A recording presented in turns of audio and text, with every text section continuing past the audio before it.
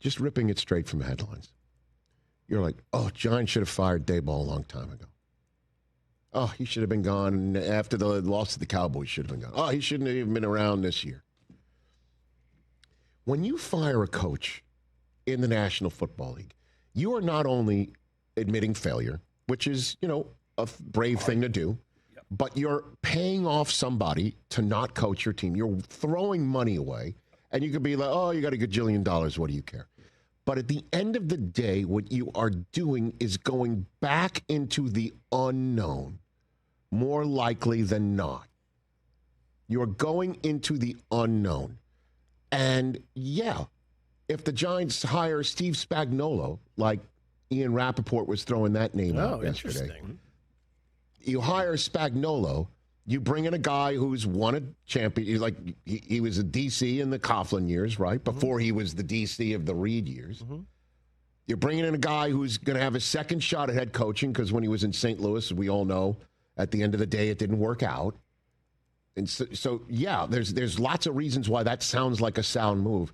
But you'd have to find an offensive coordinator. It could be your interim coach, Kafka, who sticks around, who's going to coach up Dart.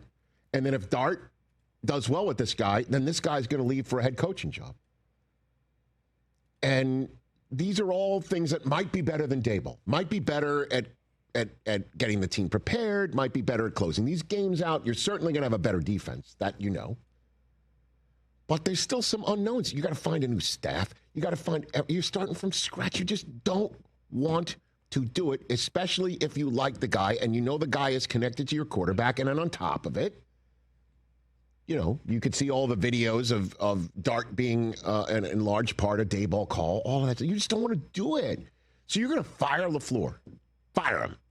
Get out of here. You just lost 2 in a row. You're 5-3-1. You're coaching for your job. They lose to the Giants. You're now 5-4-1. Fire him. Put in Hafley, the DC from, the former HC of Boston College. You got this guy, right? The guy who handed things off to the What's Up Trevor. Right? And he's a good coach. He is, and everyone thinks he's going to be a great head coach next. So you got him there. Let's just do that and find someone else to call the plays. Like Brian Daboll. And forget about the guy who's won 55 games in his first 5 years. Just forget about that guy. Just forget about the guy, 56 games. Still won better than Sirianni. It's just nuts. It's nuts. Take a beat and see how the next couple of weeks play out. And let him finish. It's crazy how things turn around. I know you feel differently, Chris. You're in the fire everybody mode. You like firing everybody. You like this game stinks. The team has no chance at winning. Fire the coach. Rockland got a short leash. Yeah. Short leash. Well, the short leash worked for him in New England.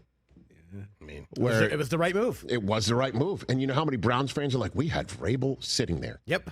You sure did. Last year after the Titans, I don't think the results would have been the same for Vrabel, though. Doesn't matter. It's about culture. Coaches bring culture. Talk about what's going on in Green Bay. Undisciplined. What happens in undisciplined? What happens in playoff games? The only thing last night that is indictable, from what I saw, undisciplined. Your best offensive player in many ways, shapes, and forms in terms of pass catcher blows his knee out in the middle of a game, and you're gonna have to. It's not going to look great. It's just not. Why is your great. tight end the best pass catcher on your team? You spent a first-round pick on a wide receiver. Use him. Well, he's hurt. I mean, he was inactive last night. Where's he been the other 9 weeks? Not getting the ball. Some guys also need to. I don't know. I'm not there. I don't know if he's having trouble grasping this or it is an inefficiency that's laid at the feet of the coach. I don't know. Nor do you. And at the end of the day, it is all about results. Yep. I do understand that. I get it. One playoff win in 4 years is unacceptable for the Green Bay Packers. Best pass catchers on a team. I've also included George Kittle, outside of McCaffrey, before he got there. Kelsey, for championship teams. Gronk. You're talking about Hall of Fame all-time greats. I know. Outliers. How do you not know that Tucker Kraft isn't one of those eventually at the end of the day?